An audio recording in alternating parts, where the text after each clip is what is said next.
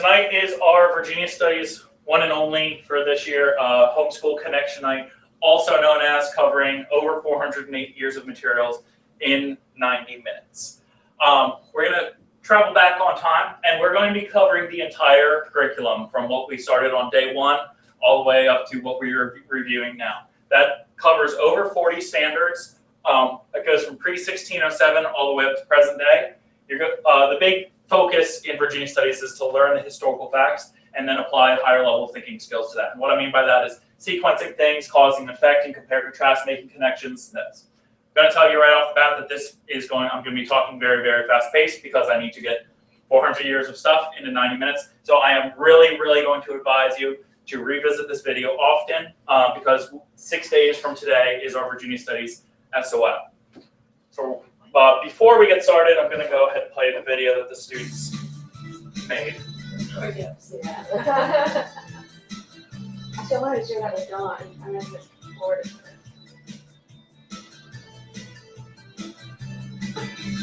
Coastal plain is so flat, Peanut Hills, yellow jack, over ridge, rounded mountains, next to Valley Ridge. Last at plateau, tall and flat, it's like both. Please remember your jacket, I would rep, he likes rap.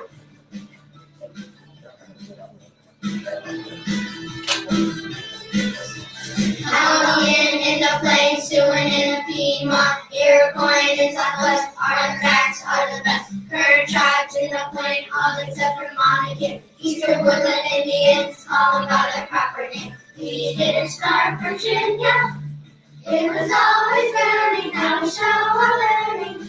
We didn't found Virginia, open living calling, yeah, super scholar. 67 charters down, starting at Jamestown. Water James, Clement, Clean, keep waters out. John Smith, he's a man, Pocahontas, Powhatan. Starting time, Malaria, Marshy, Land, O'Rourke. Only comes in the ride, Jamestown, Johnstown. I'm hitting it down, Bloomberg, Newtown. German skies, Great Valley, they're rich. Africans and the place now in Richmond. We didn't start Virginia. It was always learning, now we show our learning. We did it from Virginia.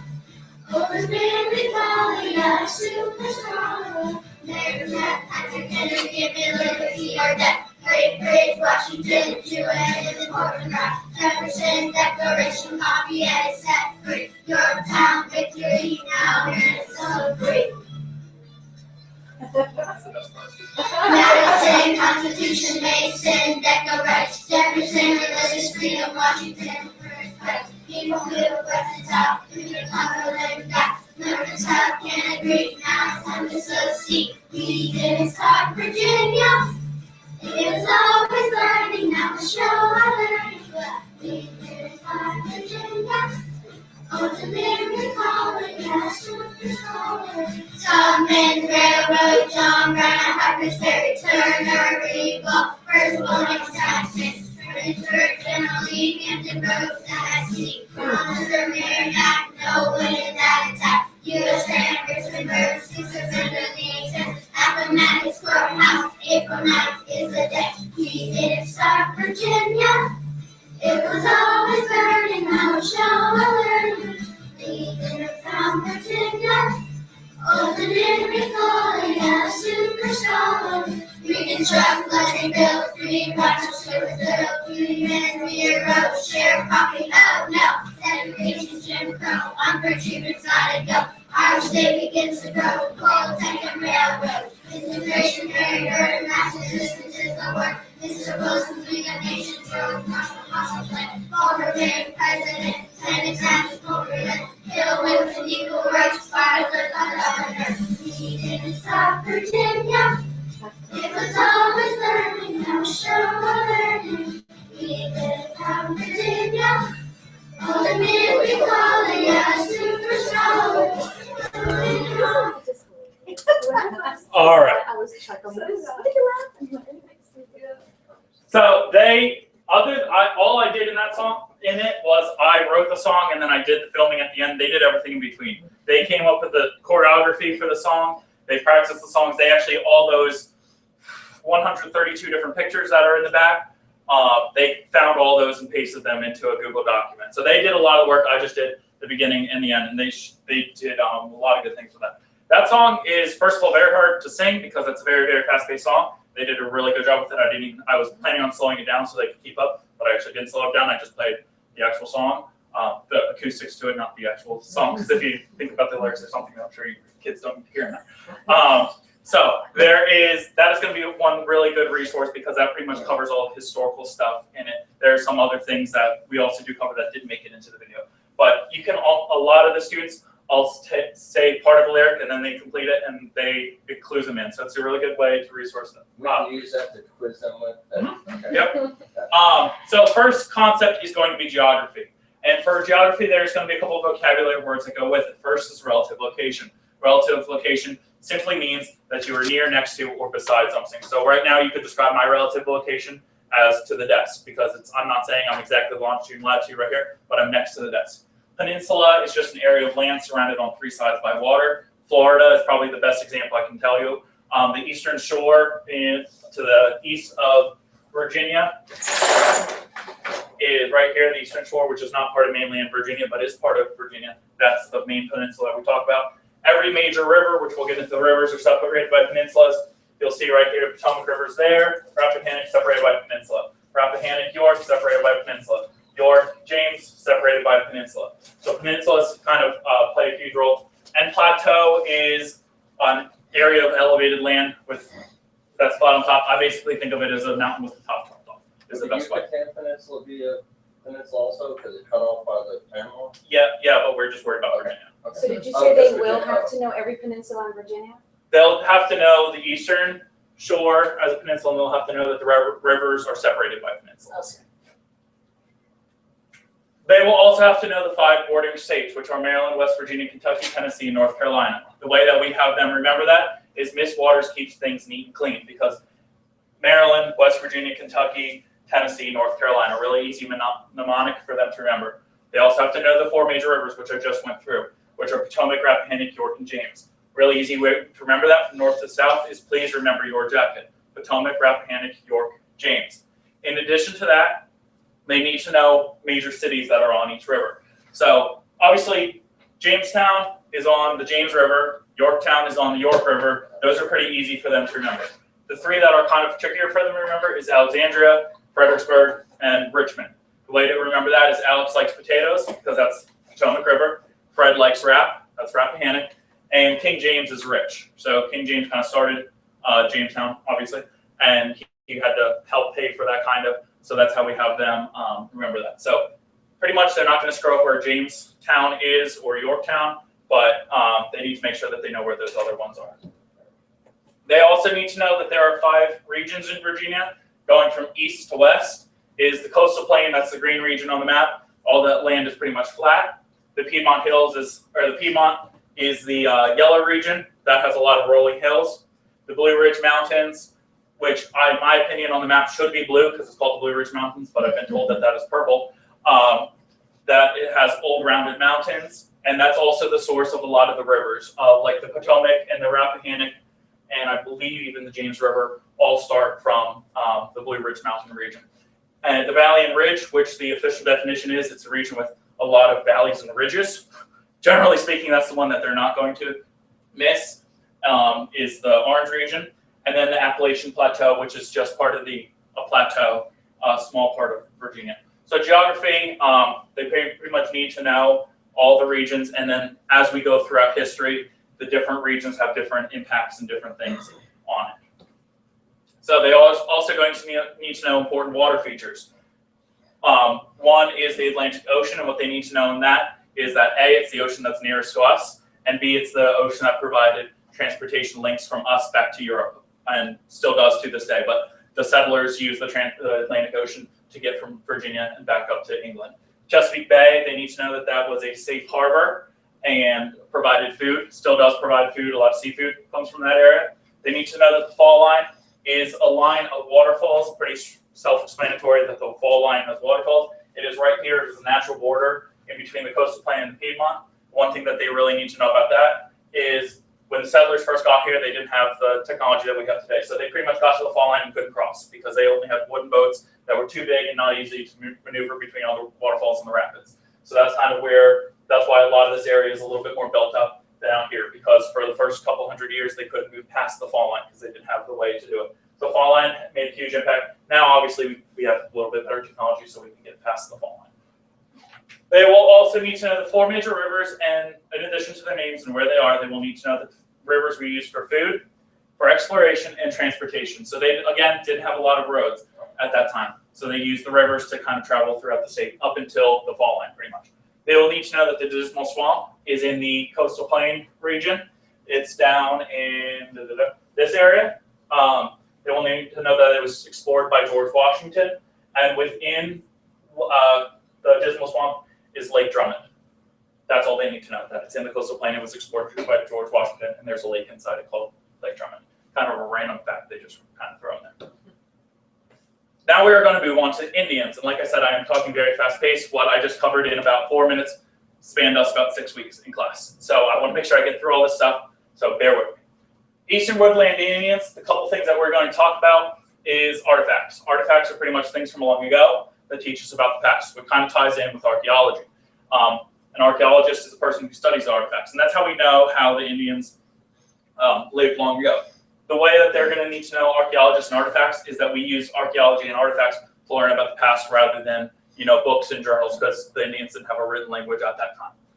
They will also need to know climate. They don't necessarily need the clinical definition like, weather over time. What they need to know is that Virginia's climate is a mild climate, because yes, it does get cold in the winter, and yes, it does get warm, especially as of late, but it's not, a harsh winter or a harsh summer. Pretty mild climate, and we have 4 distinct seasons.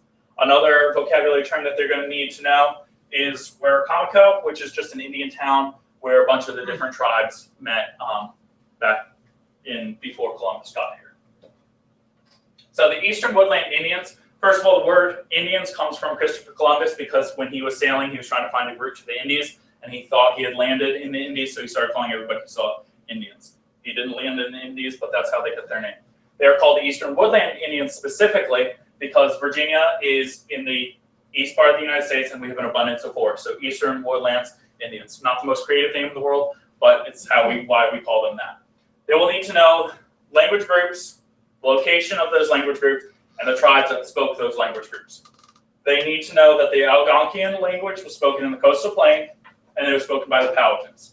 They need to know that the Siouan language was spoken in the Piedmont, and it was spoken by the Monacans. They need to know that the Iroquoian language was spoken in the Appalachian Plateau and a little bit down here by North Carolina and about that general area. And the Cherokee tribe is what spoke that. A couple little mnemonics we came up with to remember that. But always consider sitting politely on a plane. That's with language group and language. So Algonquian, coastal plain, Siouan, Piedmont, Iroquoian, Appalachian Plateau. So that one helps with language group and location.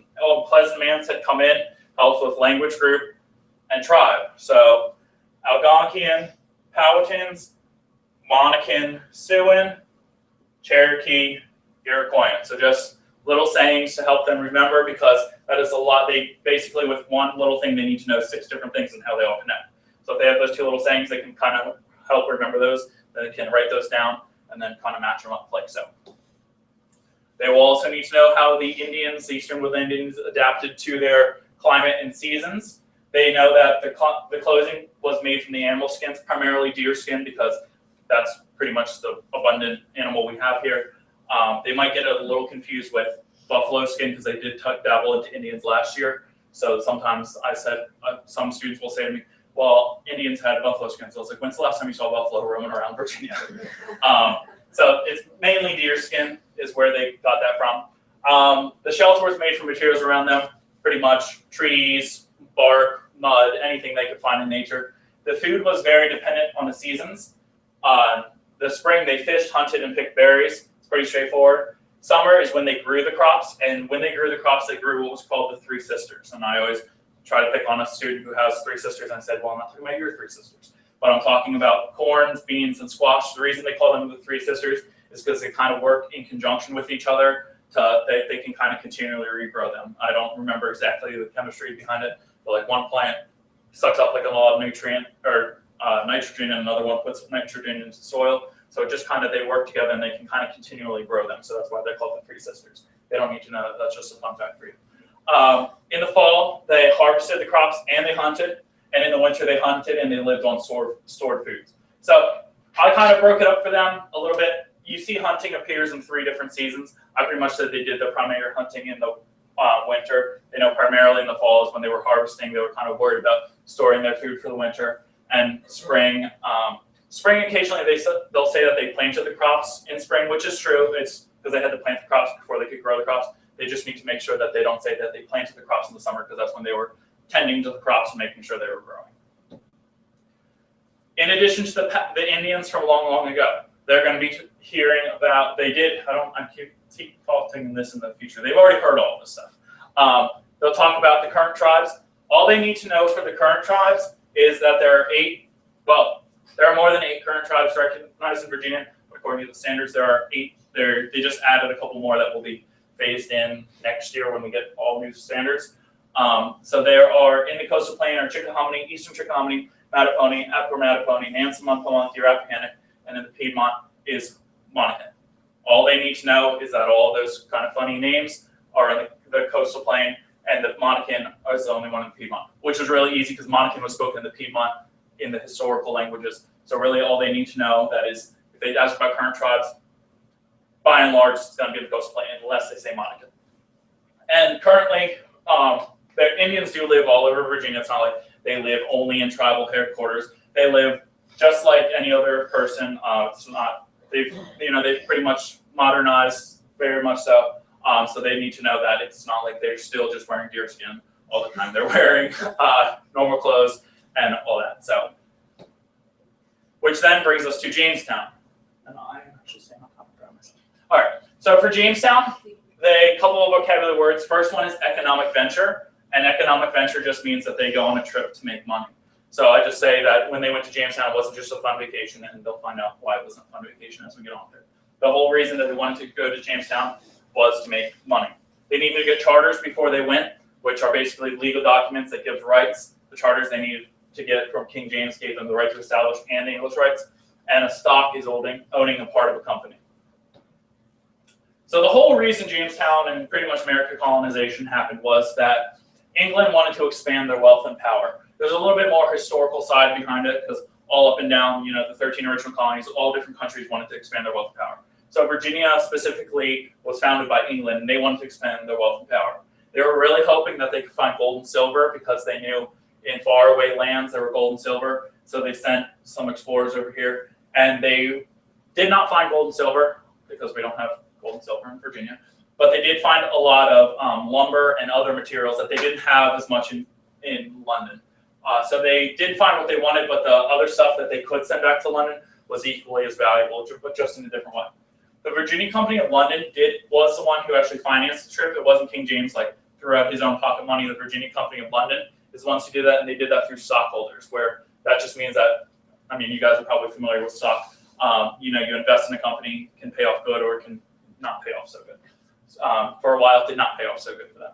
They did get the charter from King James, and then they were given the right to settle in Virginia and English rights. So they got in their boats and they sailed over. I think it took about 3 months. Was not a fun trip for them by any means. And when they finally got to Jamestown, which was on a peninsula at the time, it's now on an island. It is over in this general area. They chose it for 3 main reasons. One, it was easily defended from attacks by the Spanish, because not only would they have to cross the entire Atlantic Ocean, they'd also have to come into the Chesapeake Bay and then come up the James River. So it was really easily defended from the Spanish. Another thing is they had deep water to dock, because right here in the James River it is still relatively deep. Like I said, when we were talking about the fall land, they had big ships. They didn't have little ships that they could kind of maneuver, so they needed that deep water for docking. And third, they thought that they had a good supply of fresh water, because they thought they were on a river, and they figured out we're near a river that's going to be fresh water. They will quickly find out that they do not have a supply of fresh drinking water. So, which brings us right into the hardship. So the first couple of years of Jamestown did not go well. They not only did they not have a safe drinking water because they are so close to the Atlantic Ocean, it's called brackish water, where it's half salt water and half fresh water. Drinking salt water is not a good thing to do. and the land itself is also very marshy. They also lack the survival skills because a lot of the people who came over to Jamestown were, investors and kind of gentlemanly type who didn't really have the skills to build a whole new colony. And so a lot of people died that way. Another way that they died were from malaria and other diseases. Malaria specifically because it was a swampland, and a lot of mosquitoes like to hang out in swamps. So they lacked all those things. It even got so bad that in the winter of 1609 through 1610, they had a time that was called the starving time, which again, original name, a lot of people were starving because they didn't have the survival skills. They had to kind of eat whatever they could find, which included shoes, pets, all sorts of things that generally speaking are kind of a last resort. But then they did experience survival, and a couple of different things helped them with their survival. First thing that came were supply ships arrived. They had kind of requested supplies from England a while back when they realized that, this isn't working out so great. But again, it takes 3 months just to get back to England, and then probably some sort of paperwork, and then 3 months to get back. So even just in travel time, you're talking 6 months. If you need something today, you're not going to get it 6 months from now. So the supply ships finally came after they had this hard time and helped them to rebuild the colony. How could they start with all the They don't know how animals to hunt around? stuff. They don't know how to hunt. They didn't know how to hunt. They didn't have any of those skills. Captain John Smith was very helpful. He came up with a plan that was called No Work, No Food, which basically is summarized really well. You're not going to work for this colony, you're not going to eat. And then basically it's a kind of extreme way of survival of this. The slaves arrived in 1619, which I'm not saying slavery is a good thing by any means, but for Jamestown, it helped them to really survive because that's when they could start their focus on self-sustaining agriculture, which basically means that the agriculture just keeps running themselves. The slaves' arrival in 1619 really had a huge impact on Virginia for about the next 250 years. Without the slaves, they couldn't have had such a big tobacco and agriculture economy. And the women arrived in 1620s, which were helpful because then they could make families make a little bit more permanent settlements. I didn't get into the whole details about how that works with your kids, but yes, we'll move on. But you told them the truth that without us women, I do tell them that. I said that the women come. We're actually going to be playing a game on Friday, and one of the challenges in the game is that the women come and the women teams get extra points. But then I flipped around and said, but they can't vote, so then women, you have to go all those points back to them. So the women were important, but they didn't, not up until 1920 were they seen as important. Another thing that was really helpful was the relationship with the Indians. Chief Powhatan, two Indians specifically, Chief Powhatan was very helpful because he taught them survival skills that they had lacked. That's the hunting, that's the growing the crops, all that kind of stuff. Pocahontas was very helpful because she helped create peace between the settlers and the Indians. Please do not confuse this Pocahontas with Disney's Pocahontas because Disney's Pocahontas marries John Smith and real Pocahontas married John Rolfe, which we don't really talk about John Rolfe. She's a woman. Yes, she's small. At first, the Indians had a very strong relationship with the settlers. They traded a lot of things. The Indians would trade them crops and corn and all the stuff that they were good with, and the the settlers would trade them back things like guns, copper, things that the Indians didn't have but wanted. So they had a really good trading relationship.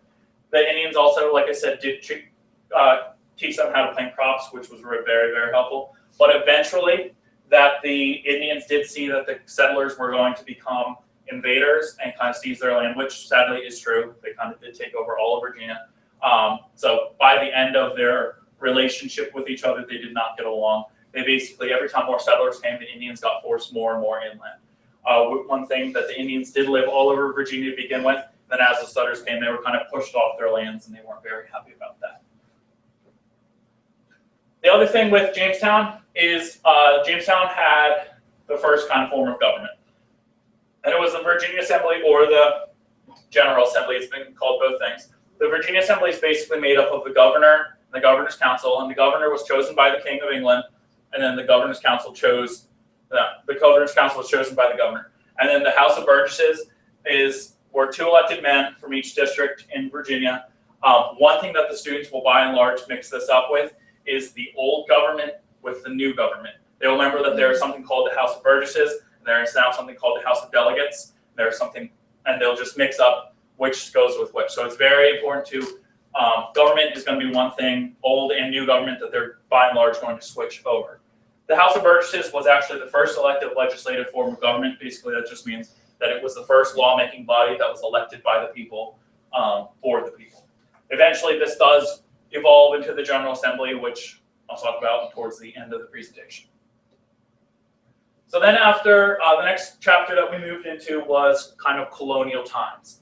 Colonial Times was pretty much everything from 1620-ish to about 1776, give or take. A little bit over that 150 years. The really nice thing about the standards is they don't necessarily need to know all these dates to remember. It helps them to put in the correct sequence if they know the important dates, like Jamestown, they know 1607, and end of Civil War and the Revolutionary War. If they have some rudimentary idea of dates, it helps them to kind of sequence the things in order, but they don't need to know, well, they moved here in blah, blah, blah, blah. They just need to know kind of a general basis of how these things all occur.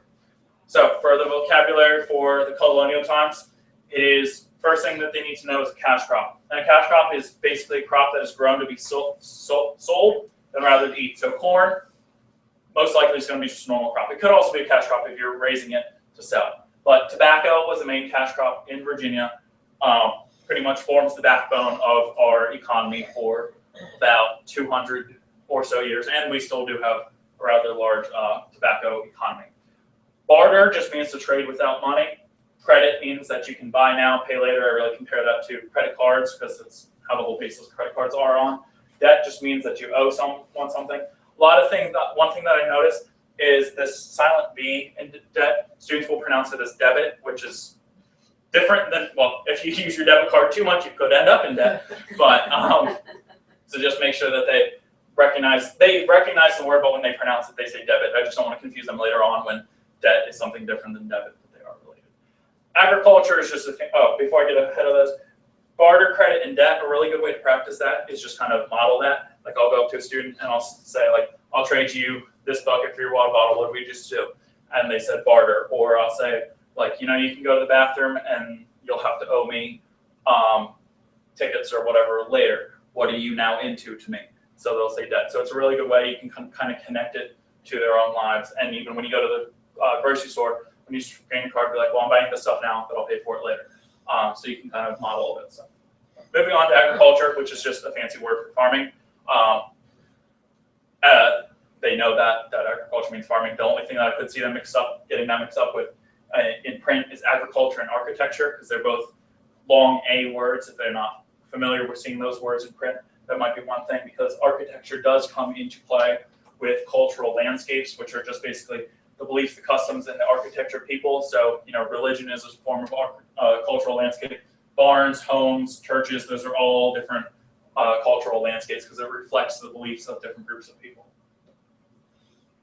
So, like I keep saying, that agriculture was the primary source of wealth from early, when basically John Smith's No Work, No Food program, all the way up until Reconstruction era. So architecture was huge. Many of the white Virginians in Virginia at the time were farmers. They were either large farmers with their plantations or they're small farmers. But by and large, if you were a white male in Virginia, you were most likely doing something related to farming. A lot of the farming relied on slave labor, which I said had started in 1619.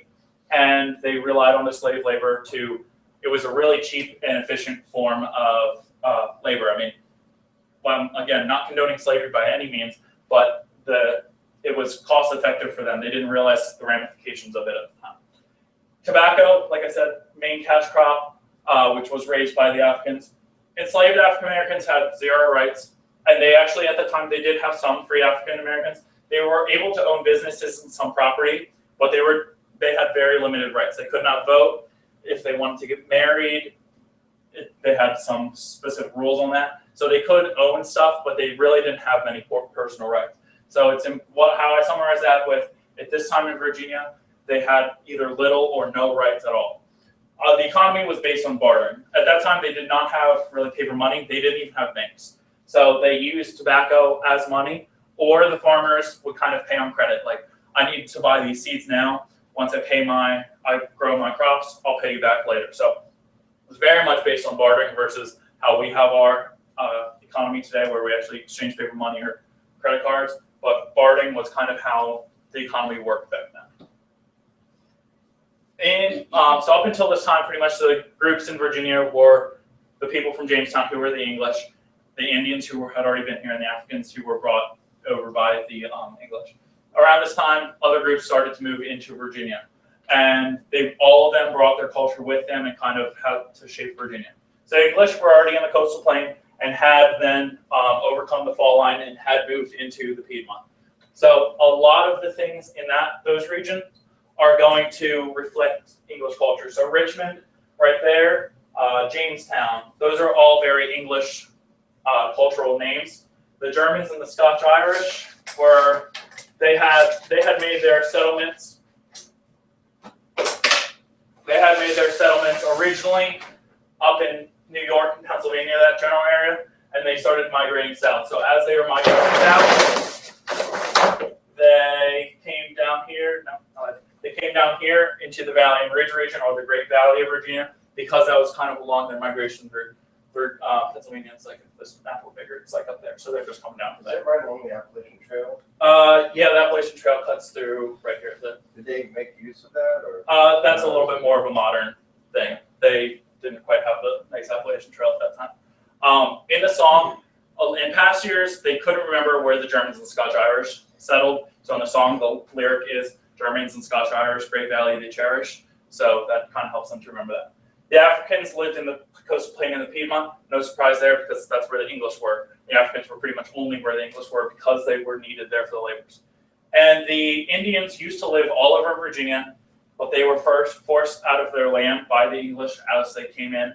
But there is still a pretty big influence of Virginia, or the American Indians culture. Roanoke is a very good example. That's based on an Native American word, so that's how they did that. Other words like raccoon, that came from Indian culture. So we do still use parts of their culture, even though we weren't so kind to them back then.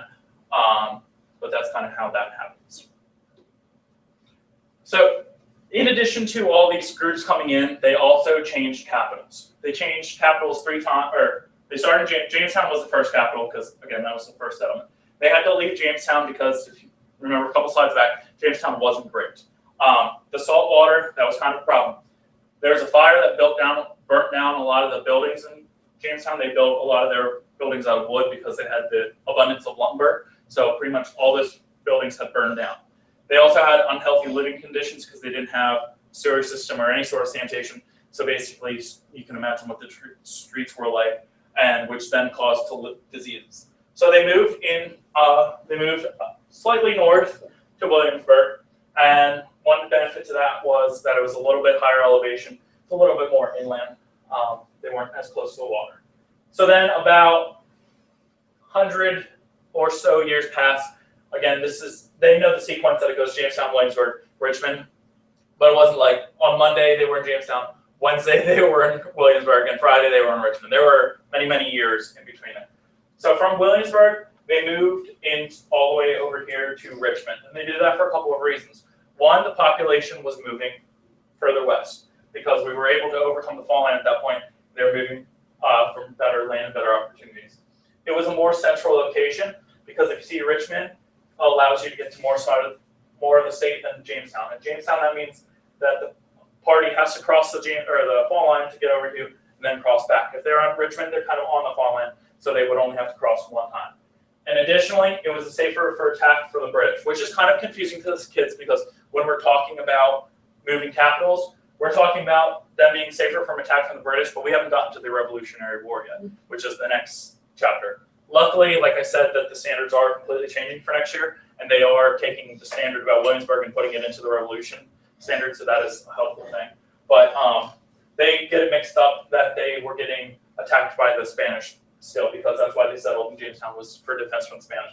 But now at this point, it's defense from the British. So just make sure that they differentiate why. But probably the biggest reason that they moved to Richmond was it was a more central location, so then they could have better trade and communication with other groups. Which then does bring us into the Revolution.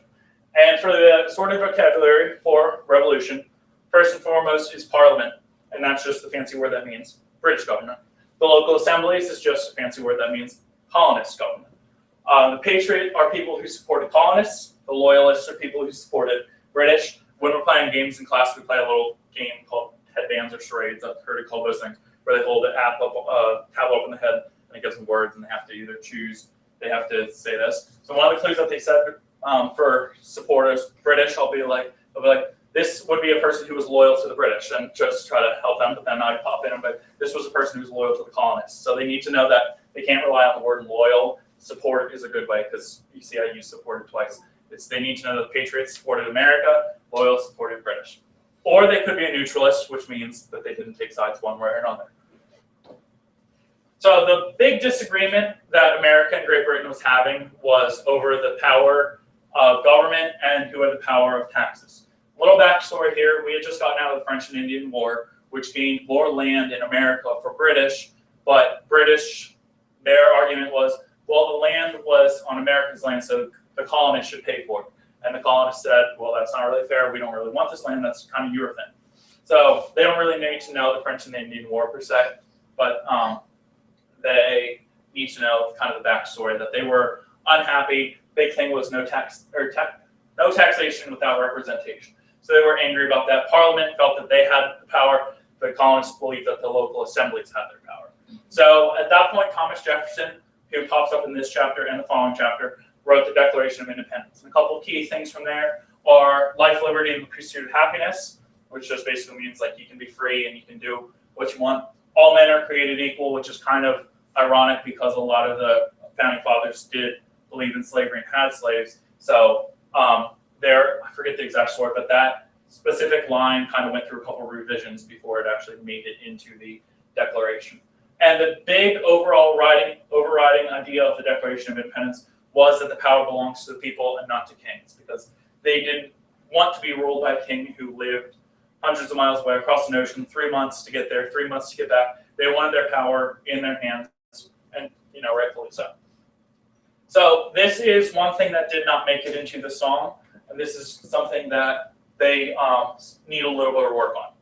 The different roles of the people, and basically from this American Indians up. The famous people down there, they're pretty solid. So they could be patriots, loyalists, or neutralists. Again, patriots supported America, loyalists supported British, neutrals didn't take sides one way or another. They generally speaking know that the women took on more responsibilities because the men were all fighting, so they had to keep the farms, keep the businesses, that kind of stuff. African Americans at that time actually fought for both sides.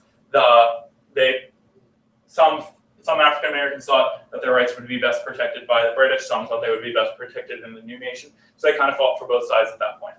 The American Indians also fought for both sides. The thing that they get mixed up is in the Revolution, the American Indians fought for both sides. In the Civil War, they stayed out of it entirely. So it's very important to remember, you might want to write that one down, that the American Indians during the Revolution fought for both sides, but during the Civil War didn't fight at all.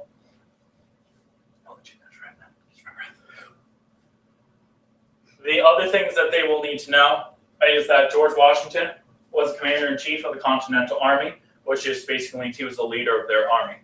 We'll talk about his role as president in the following chapter. They'll have to know that Jack Jouett rode his horse to warn Thomas Jefferson that the British were coming to arrest him. He's kind of like the Virginia version of Paul Revere, is the best way to put that. We don't talk about Paul Revere in Virginia because that was up in Boston area. So make sure they don't confuse Jack Jouett and Paul Revere. James Armistead Lafayette was a slave who he fought for the Continental Army, and he was given his freedom after the war because of his service. And on the next slide.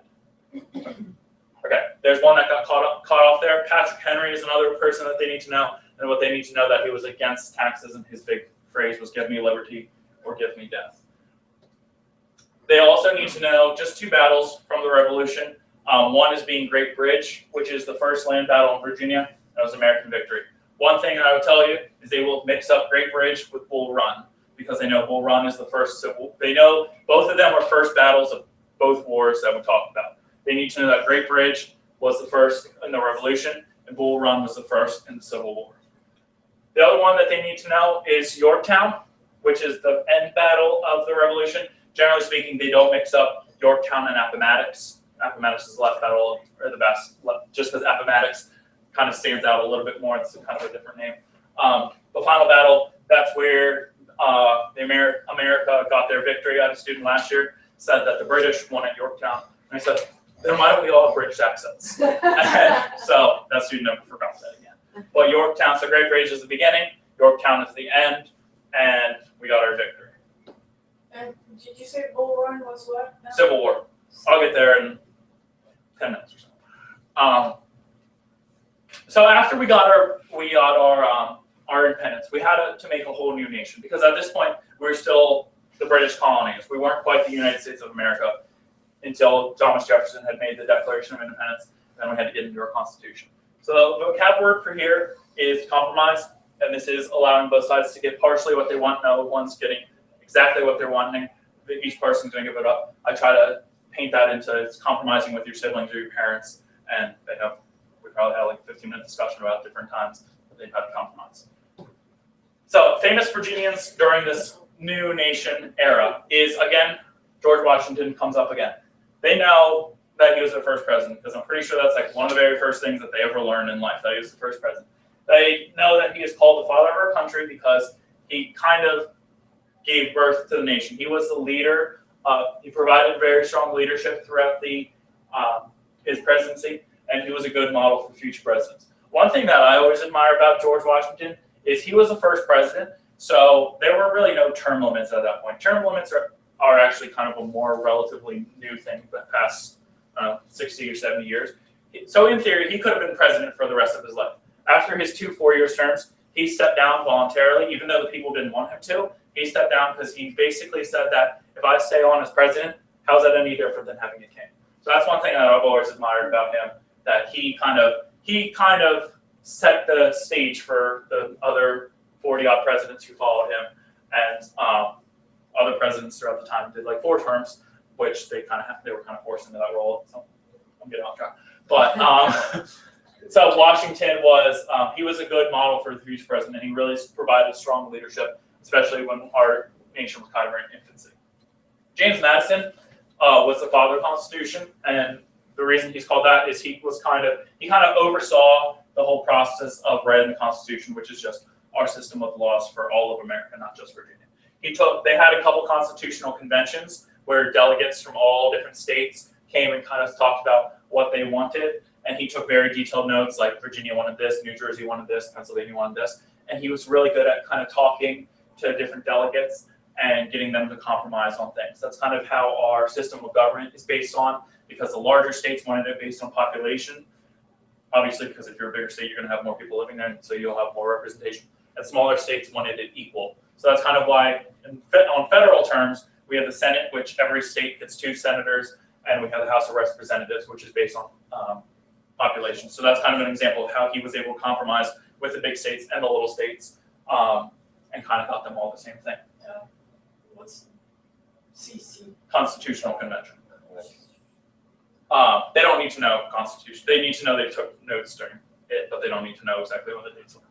George Mason, the only thing they need to know about George Mason is that he wrote the Virginia Declaration of Rights, which that basically gives freedom. That was one of the first documents that talked about freedom of the press and freedom of religion. The way I have them remember that, because we also talk about Thomas Jefferson, who wrote the Virginia Statute of Religious Freedom. The way I have them, and the Virginia Statute of Religious Freedom is only religious freedom, obviously, because the name is religious freedom. But the way that I have them remember the Declaration of Rights is that it was written by George Mason, and we have 2 Masons in our class, and they're constantly writing with each other, and writing is a form of the press. So I kind of have them, I don't know what I'm going to do next year if I don't have a kid named Mason in my class. I'm going to hope that I do, and he likes to write. But that's a good way for them to remember that George Mason, freedom of press and freedom of religion. They also need to know that the Declaration of Rights and the Virginia Statute of Religious Freedom are both part of our Bill of Rights now. Freedom of the press and freedom of religion are both in our First Amendment in the Bill of Rights for the the United States Constitution.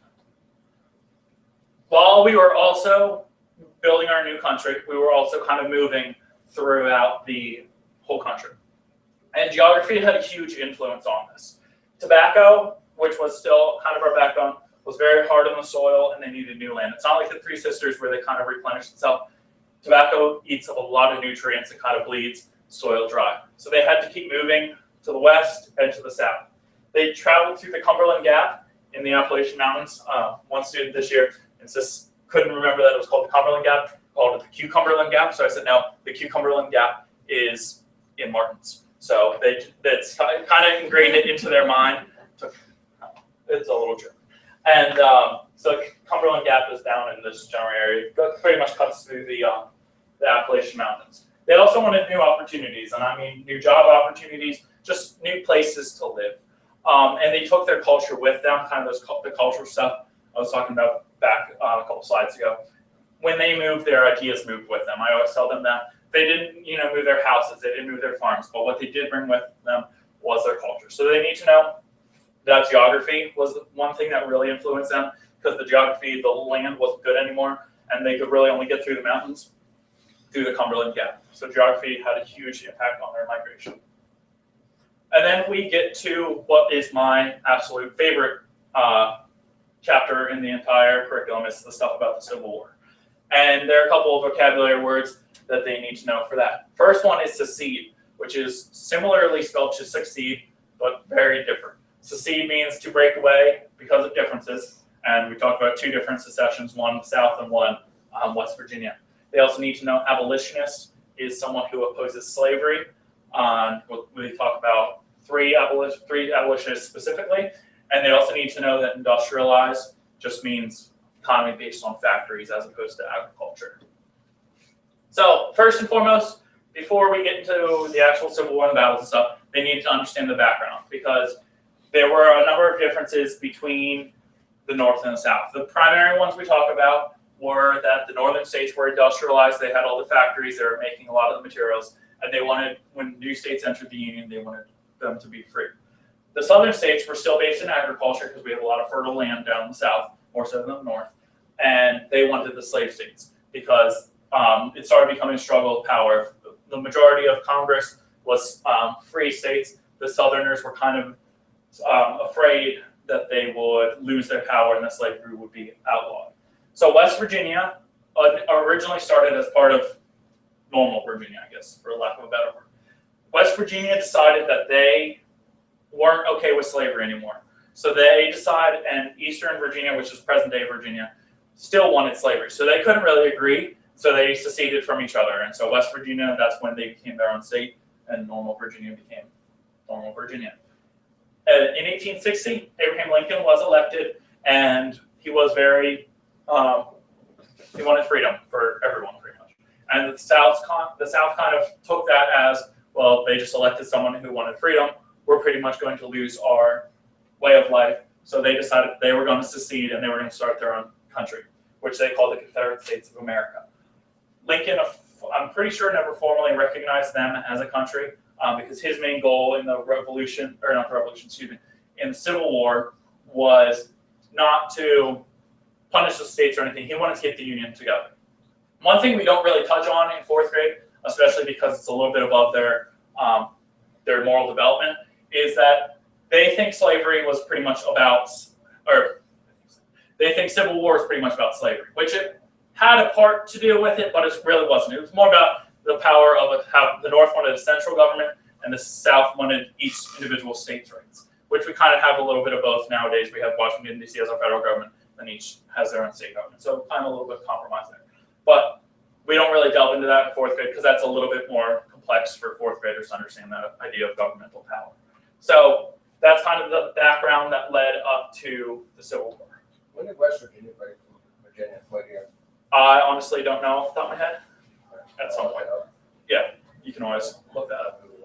We do talk about three abolitionists. Two of them are kind of violent abolitionists. One of them is kind of a peaceful abolitionist. First one is John Brown. And John Brown was a man who decided that he wanted to start a slave rebellion in 1861. I know it had No, to be first 1863 is when they were officially recognized, though. grade. They Yeah, broke. it had to be first grade. John Brown wanted to start a slave rebellion, and so the way he thought was going to go well for that was that he was going to attack Harper's Ferry, which was part of Virginia at the time, but it's now in West Virginia, and try to steal all their guns from the armory. Wasn't so successful. He was captured and then hung for his crimes. Another person who was another violent. Was he an African American? No, he was Caucasian. He was white. Nat Turner was a slave, African American, he decided he also wanted to lead a revolt against plantation owners. So he was actually a little bit more successful than John Brown. He went, I forget exactly how long his revolt was, but he kind of went to plantation and killed a bunch of plantation owners and basically a lot of different white farmers. Again, he was captured and he was also hung. So I'm not saying that either of them were in the right because I don't ever condone violence, but they that's kind of what they're believing. The non-violent one who they knew prior to fourth grade was Harriet Tubman, who led slaves to freedom on the Underground Railroad. It's very important to them to realize that the Underground Railroad is not necessarily underground, nor is it an actual railroad. I don't think it was, I can't remember this year or last year, but a student raised their hand when we were talking about Harriet Tubman. She was like, so is that like the lady who started the subways in New York? And I was like, I'm taking my lunch break. But they know more. It's just a series of safe houses that led to the north. Some of it was underground. They had like hiding holes underground, but there was no trains involved. Then why call it railroad? I can understand It's a their process point of of view getting too. people from one point to another. Yeah, I'm not It's a way of sure. transportation to something, Yeah. transported. Because it has to do with, they had schedules, like train schedules have schedules, so it's all Yeah. kind of goes from there. Yeah. Right. So moving on, this is another thing that the roles of Virginians during the Revolution and the roles of the Virginians during Civil War, two things that they mix up. So write this down. They need to know that the whites in Virginia, most of them supported the Confederates because we were one of the states who seceded. They need to know that the African Americans provided food and labor for the Confederates, which is kind of self-explanatory. That's what their job was at the time, to provide food and labor. They were slaves. The freed African Americans, some of them did feel that they were best protected. Their government rights or their personal rights would be protected by the Confederates. I don't personally understand how that makes sense, but that's what the standards are. So, and the Indians, this is when the Indians didn't take sides. In the Revolution, they fought for both sides. At this point, the Indians didn't take sides one way or another. We talked about 5 different battles or conflicts, if you will, that go with Civil War. The first one was Bull Run or Manassas, which they will confuse with Great Bridge. So just make sure that they know the difference between the two. Bull Run or Manassas was the first battle of the Civil War. Stonewall Jackson was an influential person here, which was the final clue in Find Mr. B. You know, I remember that was 2 weeks ago, I believe. And that ended up in a Confederate victory. Another battle that didn't happen right away afterwards, but not too far off, I think there were about a year or 2 years in between, was Fredericksburg, where was led by Robert E. Lee, who called his army the Army of Northern Virginia. One thing that the students will mix up is they will see Northern Virginia and think Union. When Robert E. Lee's army is called the Army of Northern Virginia, they need to make sure they read the whole thing and see the Virginia. If they see Virginia, it's always going to be Southern. Unless we're talking about West Virginia, then it's Northern. But Lee called his army the Army of Northern Virginia. Grant, I'm getting a little ahead of myself, but Grant called his army the Army of the Potomac, which is also part of Virginia, so I can see why it would be kind of confusing. I generally try to just call them the Confederate Army, the Union Army, because that's a little bit easier. But on the answer wall, they will see presented as the Army of Northern Virginia. But they just need to know that Robert E. Lee was kind of big dog. Robert E. Lee was influential here, and the way I have them remember that is I tell them to remember the lights, because I've gone to Fredericksburg, and I think it was on about a year ago. No, not a year ago. Oh, towards the end of the summer, I went to Fredericksburg, and on Memorial Day, they had a bunch of luminaries set up because they have a graveyard at Fredericksburg. So they had all these lights set up, and I forget, it's like 66,000 candles lit.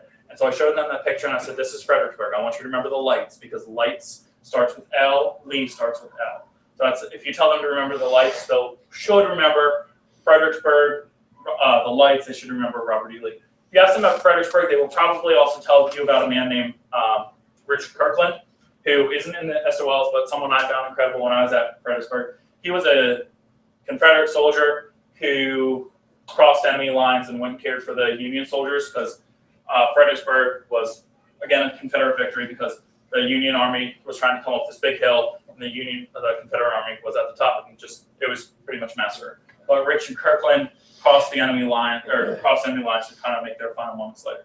So Civil War kind of went a lot more in depth than they needed to know for the SOLs, but it's something that I'm kind of passionate about. So, and it's just something that I like. So that was another Confederate victory. Hampton Roads with the Battle of Norfolk was different from the other two battles in the fact that it was a sea battle. And it was between two ironclad ships, and all ironclad ships are ships that are covered in metal, just makes them a little bit more durable in naval combat. Lincoln had, the whole reason that the Hampton Roads had started was Lincoln had sent the Navy of the United States Army to try to blockade all the ports of the South. It was part of his Anaconda Plan, which was he was just going to kind of wrap this the whole South so no new supplies could get in, and pretty much if you stop an army from getting new supplies, they're going to eventually wither on and die. So Lincoln had the blockade, and The siege. yes, and then the Confederates had started building a ship that was called the Merrimack, and they coated it in iron, and they sent it out to try to break up this blockade.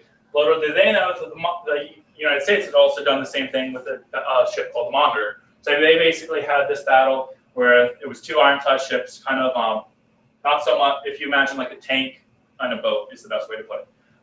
They were firing. There was no victory in that one because it was kind of a draw. They both were damaged. They both kind of just retreated. So that ended in a draw or tie, which basically means the same thing. And then we get to Richmond, which was the Confederate capital, and that was burned by Ulysses S. Grant, who was the Union leader. He's pretty much one of the only people that we talk about in the whole curriculum that's not from Virginia or did lead something influential for Virginia.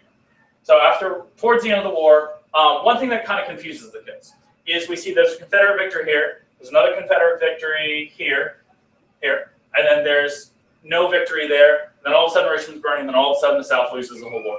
It's very confusing since we talk about just Virginia's role, that they don't get the big picture.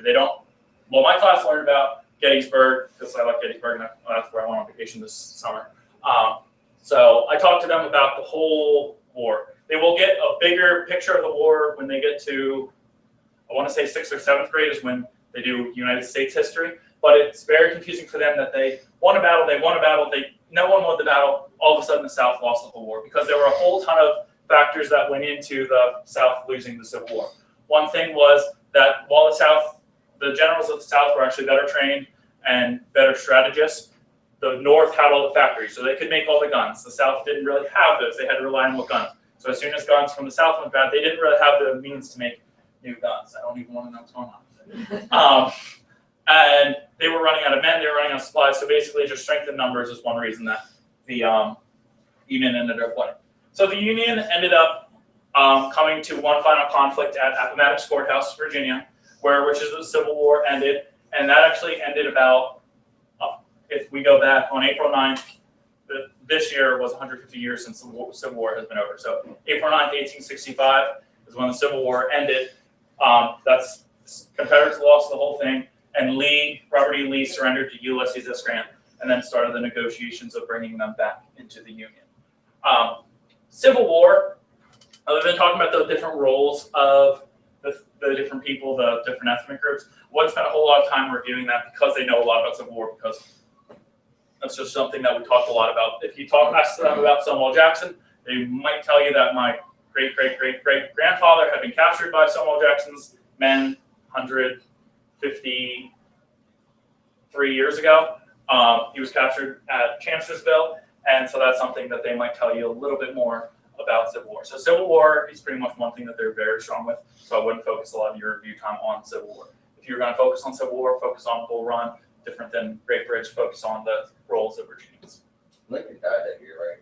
1865. Yeah, he was assassinated just a couple years after, or a couple days after Appomattox, which is kind of what made Reconstruction a little bit difficult. But we don't really get into the political reasons of Reconstruction. So Reconstruction was the period following Civil War where the South was kind of rebuilt because it was destroyed. Most of the fighting, if not all the fighting, was done on southern battlefields. Gettysburg, Pennsylvania was the furthest north that the Civil War ever fought. It's pretty much the South. The North was pretty much untouched during the Civil War. South was pretty much destroyed. So this is when they were rebuilding the South and they were bringing it back into the United States of America. Discrimination is the unfair treatment of people based on race or religion, and segregation is the separation of people based on race and religion. Very linked concepts, but also kind of different. The way I have them remember that is segregation starts with an S, separation starts with an S. They know that discrimination and segregations aren't good things to do. They just kind of mix up which one is which. And then when we throw in desegregation and integration in the next chapter, they get, well, they know all four terms have something to do with treating people fairly or unfairly, but sometimes they need a little reminder on which one's which. So, in the words of Ariana Grande, there was one more problem. And they, I was hoping for that reaction. So the slavery was outlawed at this point. I want to say 13th or 14th, I think the 13th Amendment abolished slavery, 14th Amendment gave them equal rights. So there were 4 million people who were slaves and now suddenly needed all their basic needs met. That's a huge strain on the economy, not to mention that the economy of Virginia was in ruins because of all the battles. So they came up with two solutions. One, which I consider kind of a good solution, was the Freedmen's Bureau, which was a government agency that provided food, schools, and medical care to the free African Americans and also some poor white farmers who lost a lot of land during the Civil War. That went on for a couple of years, but they kind of ran out of funding to do that. So that was successful. It was kind of a Band-Aid, but not really a cast. The other solution that was good for the Southerners, but not so good for the free people, was sharecropping. And sharecropping is when poor farmers come to a plantation owner and was like, I know you have all this land, may I rent your land, and I'll pay you in crops. And the plantation owner pretty much has all the power there, because it's basically a monopoly. They have all this power. They can say no. Maybe they say that, yeah, I want 50% of your crops. And so that doesn't leave the farmer a lot. So if they say no, they say, well, tough, go on to the next farm. And so they have the power. They actually call sharecropping a second form of slavery, because while they did have rights, they really didn't have a whole lot of rights. It's very hard to raise crops if you're selling half of them, because not only do maybe you plant 50 crops and you have to give away, I don't know, 25 of the crops, 25 acres. So that only leaves you 25 acres. By the time you get that to market, you sell it, you buy new things, that leaves you very small money to buy it, and then you will need to meet the basic needs. So that's not giving you any money to save up and kind of get out of it. So it's kind of an economic form of slavery. That's what was practiced in France in the medieval area. In addition to that, the economy of the South was also in shambles. There were no money. There was money, but it was Confederate money, and Confederate states weren't a thing anymore, so their money was worthless. The banks had been very much destroyed during the battle. Everything was destroyed. The roads, the railroads, the bridges, the farmlands, the plantations, anything that you need to have an economy had been destroyed. So South was not looking so good at this point. In addition to the economic turmoil, there was also a lot of social turmoil going on in this. The Jim Crow laws is what did this. When we did the brown eyes, blue eyes experiment with your students, where they had the necklaces basically segregated them based on their eyes, I brought in a couple students from last year, and they just talked to my class, and then when we were done talking about it, I said, what do you remember about 4th grade last year? And by and large, that was the only thing they remembered. So if they learn nothing else in 4th grade, they will know segregation is bad. So brown eyes, blue eyes is going to be a really good way to relate segregation back to them. On paper, according to the 14th Amendment, all men could vote. At this point, women still couldn't vote. The men could vote of all color. But they instituted poll tests and poll taxes that made that very hard for African Americans. Because if you think about it, the poll tests, a lot of those African Americans couldn't read or write because they had just been slaves. They also didn't have taxes, or they didn't have money to pay the taxes because they were spending all their money for the sharecropping.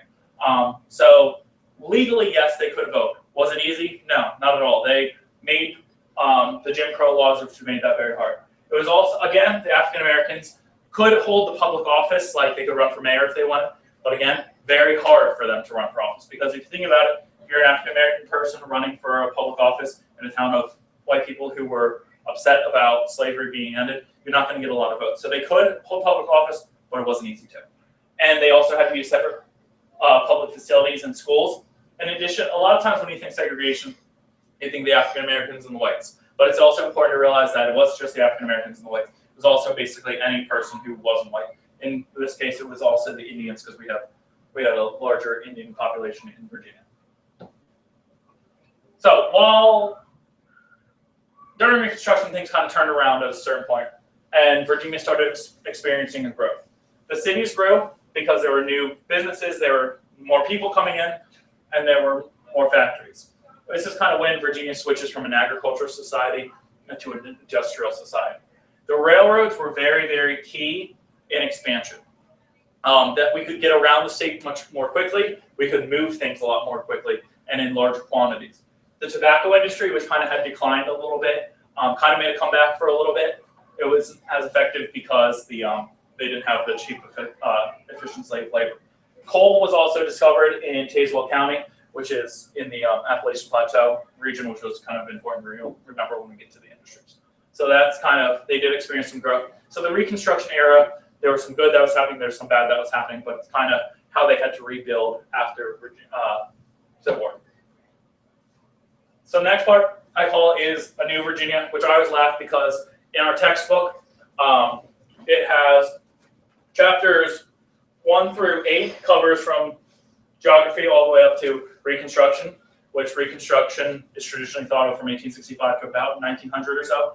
So, you know, to about 200 or 300 years. And then chapter 9 is from 1900 to 2015. So we have a lot to cover in one chapter. So I call that a new Virginia because that's kind of what, how Virginia grew into the Virginia we have today. So two terms here are integration, which is a good thing. It's allowing people of all races to use the same facilities. We talk a lot about integration in the schools. Desegregation, which is basically the end to segregation. If they're good with prefixes, they know segregation would be the root word, and de meaning not. So they know that basically those two words are very interchangeable. They basically mean the same thing. It means that you're no longer separated. Again, kind of like discrimination and segregation, linked but slightly different. So there was even more growth. Agriculture, this is when agriculture really took a decline. Old systems were ineffective, and what I mean by that is the old system of farming was kind of slavery. They didn't have slavery anymore, so it wasn't as effective, and crop prices were low, again, because they had to start paying workers. So agriculture, we do have an agriculture economy in Virginia today, but not nearly as large as they had back in colonial times. They moved from rural areas, which are just country areas, to urban areas for better jobs. The way I illustrated this, on the map you see the bigger the city name is, the higher the population is. So you see all the cities are huge because there's a lot of people there. More people means more jobs, generally speaking. And so if you see like Virginia Beach is huge, they have a really big tourism industry, versus like Waverly, probably can't see that from the back of the room. So, and the further you go out, you'll see that the towns are more spaced out and even smaller because they don't have as much urban growth out there. Transportation technology grew. What I mean by this, transportation, you don't want to mix that up with just what transportation means, getting from place to place. They need to know that the transportation, with the new transportation system, they were able to get from the raw materials, take them to a factory, and then take them to market. So that's how we use the transportation system in America, or Virginia today. There are also federal jobs in Washington, D.C., which is in very close proximity to Northern Virginia. So that helped to bring more people to Virginia. And computer technology has helped the coastal plain region and Northern Virginia to grow, which I find funny because now present day, the computer technology industry is based in the Piedmont, but it started out in the coastal plain. And also when I think Virginia, the first thing I think is not technology. I didn't know that they had a big technology system until I started learning about this. So that was something I learned. What? The Dulles corridor. Yeah, yeah. So in addition to Virginia's growing, this is when a lot of the changes for segregation happened. Brown versus Board of Education was a federal countrywide ruling that said that all schools had to integrate. Oliver W. Hill was a lawyer on that who helped fight for that, and he also later goes to fight on to get equal pay for for white teachers and black teachers.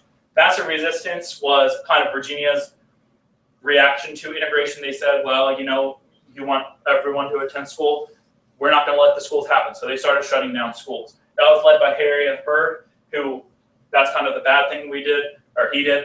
And then he did a good thing called pay as you go, which I'll get into more. So massive resistance. They shut down schools for a while, but eventually massive resistance fails, and the schools finally integrate and stay integrated to this day. We had Mrs. Baker, first grade teacher. Her mother lived during massive resistance. She actually attended Warren County High School, which is now the middle school, which was the first school in Virginia to close down because of massive resistance. I had her come in and talk to our class. The video is on YouTube if you want to go back and review that. It's called Mrs. Courtney Talks About Integration, very original title that I came up with. She was my landlord last year, so I was talking to her one time, and then when we talked about integration, I was like, you need to come in and talk to my class about it. And that they will, if you mention Mrs. Courtney's resistance, or Mrs. Courtney and massive resistance, they will probably be able to connect those two. After that day, Connor came home and asked if I was at school when we were segregated. No, Mom's not that old. That's always good. In New Virginia, they had we call them the Amazing Eight. There's 8 people that they needed to know. They needed to know that Woodrow Wilson was the 20th president. He created the League of Nations after World War I to kind of get all the countries back together. Oddly enough, it was spearheaded by America. America decided they weren't going to join. That was kind of also the early precursor to the United Nations, which we are part of now, but they don't need to know the United Nations part. George C. Marshall was a general during World War II. He came up with the Marshall Plan, which was, again, that was another plan for world peace after World War II. So they need to know that Woodrow Wilson and George C. Marshall made plans for peace after each war. Marshall Plan was a little bit more economic based. Harry Byrd, like I just said, he led massive resistance, kind of the bad thing, but he also developed this pay-as-you-go, which is the good thing. That's kind of how the Virginia's road systems were kind of modernized. He wouldn't buy more roads until he had the money to pay for it, so he paid as he goes. And I will say, compared if you ever drove in Pennsylvania roads are terrible. Virginia roads are very, very good, so it's probably a good thing. Maggie Walker was the first African-American woman to be a bank president. Not only was she the first African-American to be a bank president, she was also the first woman, so they don't mix her up too much. Arthur Ashe was the first African-American test player to win a championship, and he was also a good spokesman and author. They're not going to mix them up because it's sports. They're not going to mix them up. Maggie Walker and Arthur Ashe, they know exactly who they are. The 3 that they will mix up are Hill, Holton, and Wilder, because they're all kind of governmental related people. Oliver W. Hill was equality for all teachers. The way I have them remember that is Oliver W. Hill. We are at Hilda J. Barber, which is kind of on a hill in relation to the high school. So there are a lot of teachers in Hilda J. Barber, Oliver W. Hill. It's a good way to kind of remember that. A. Linwood Holton was a governor who appointed more African Americans and women than anyone before him. The way to remember that is his name is A, and he appointed. That's kind of a way to remember that. And Wilder was the first African American governor. That's just, they kind of remember that one too. It's really Hill and Holton is who they mix up the most. But it's the last 3. Generally speaking, Hill and Holton is who they. But if you just kind of ingrain in their mind, Hilda J. Barber on Oliver W. Hill, that kind of helps differentiate that. So these next couple slides, the stuff about the governments and the stuff of the products and industry, this is what I'm noticing that the students are struggling with most. Because it's not the most interesting of stuff, and compared to all the history stuff, it's just really not as interesting. There are 3 branches of Virginia government. First one is the legislative branch, which they make the laws, and that's broken into the Senate and House of Delegates, which they will confuse with the House of Burgesses and the Governor's Council. So very important to know that the Governor's Council, House of Burgesses was long, long ago. Senate and House of Delegates is present day. The way that they might see that phrase on a test is, so-and-so once worked for the House of Delegates, what would his job be? So it would be make laws. They need to make sure that they know that. Governor kind of carries out the laws, make sure that the laws are happening appropriately. He also does balance the budget. Is that like the executives, they don't need to know that beforehand, but that's something that they do. That's led by the governor. The judicial branch makes sure that the laws that the legislative branch makes are fair according to Virginia's Constitution. They also give out punishment, and that's the court system. A couple of ways to remember that. Legislative laws, they both start with L. Executive enforce the laws, they both start with E. Judicial courts have judges, judicial judge, both start with J-U-D. So that's a couple ways they came up with. They actually came up with the legislative and the laws, and the executive enforce this morning, or they claimed they came up with them this morning. And I was like, remember when I was teaching you guys that? And I said that? And they're like, you never said that. And I was like, okay. So, the products and industries in Virginia, this is what they also need a little bit of work on. Coastal Plain has seafood. They don't mix that one up too much because they know Coastal Plain is right near the ocean. That makes sense. Coastal Plain has peanuts, apparently. That's kind of a random thing. There's no way to, you could think plain peanuts, I guess, would be the way that I just thought of. Shipbuilding, they don't mix that up too much because we're right near water. Obviously, we need ships. Tourism is very important because they don't mix that up too much. What they will mix up with tourism, however, is tourism and recreation, because those are two kind of newer words. Tourism is, I try to encourage them to think like beaches and museums, and there's a lot of beaches, there's a lot of museums in the Coastal Plain area. Military bases are also kind of based in the Coastal Plain area. Piedmont, that is where tobacco is still grown today. There's also technology, there's government. I try to show them on the map that the Piedmont's this big yellow section that's right there by Washington, D.C., and Richmond's right there. So that's where that's state government, that's federal government right there. So they can kind of visualize it on a map. They'll see Piedmont. The only thing I can see them mixing up is that's also very close to the Coastal Plain. But generally speaking, they kind of remember that. And farming is also in the Piedmont. That's kind of goes hand in hand with tobacco, and you need to farm the tobacco. And the horse raising industry is also in Piedmont. Blue Ridge region has apples and recreation, which I tell them is basically a fancy word for sports. I tell them Blue Ridge Mountains, you can go hiking in the mountains, you can go camping, you can go skiing. That's all kind of forms of outdoor activities, sports. So kind of remember recreation and farming.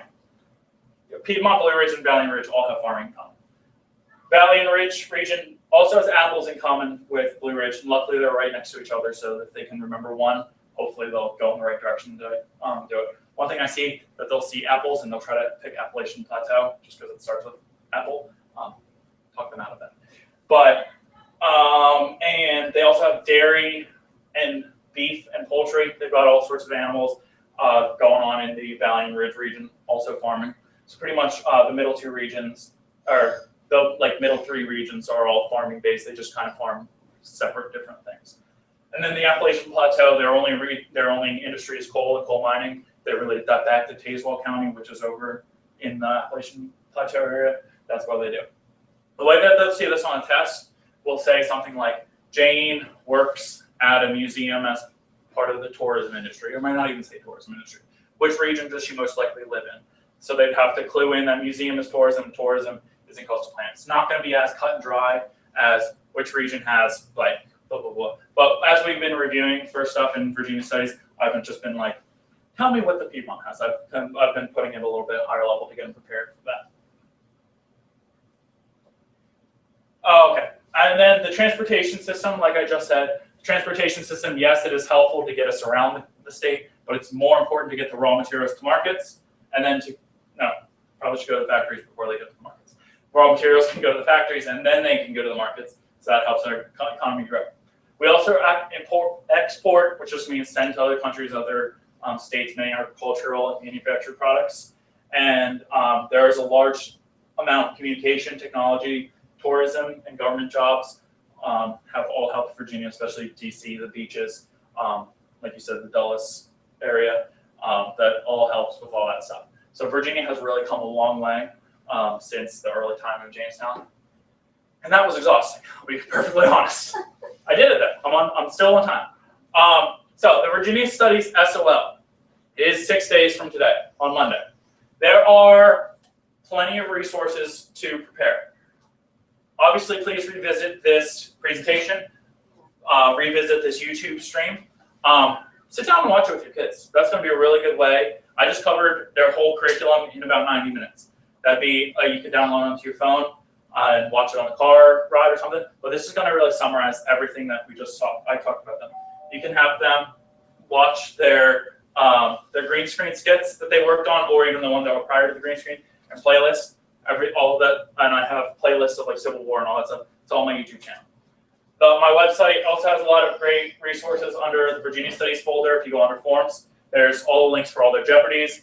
There are, I don't know, like I forget how many flashcards in total, but it's a lot.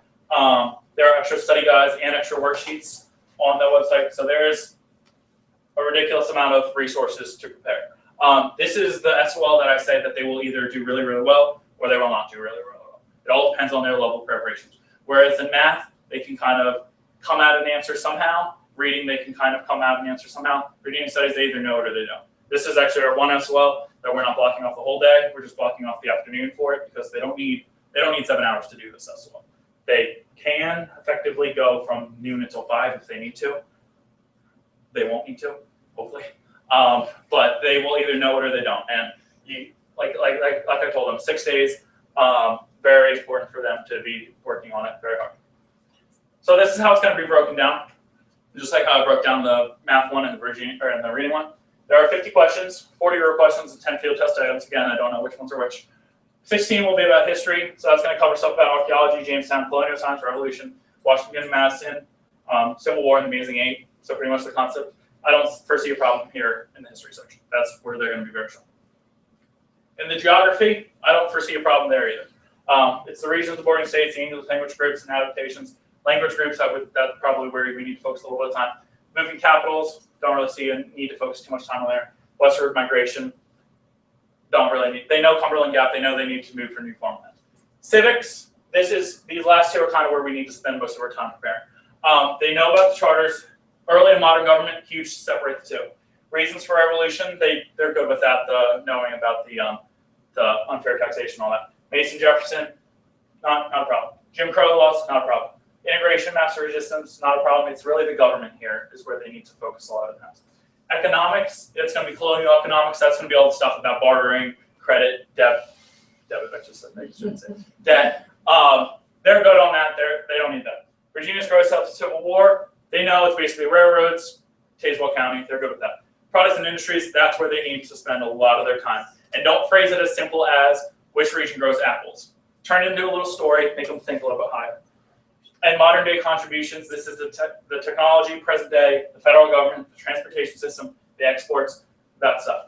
I would say, I'm not saying don't review that stuff at all. I'm saying focus on this stuff, make sure you throw in that stuff, and there's plenty of resources out there for you to prepare them for that. So, amazingly, this was the much stuff I had to give out, and I actually did it on time. So, thank you very much for coming. Please, please, please work with them to study between now and Monday. It's going to be very important.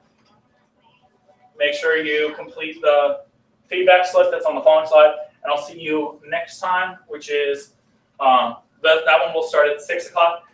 I would like to get that one started a little bit earlier, especially because that is the night before an SOL. I didn't think my planning through very well.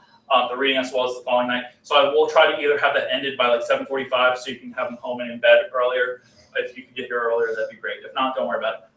But that one I would like to end a little bit earlier. Some parents have voiced concerns about getting it And this is a set date, right? Yes, so next Tuesday.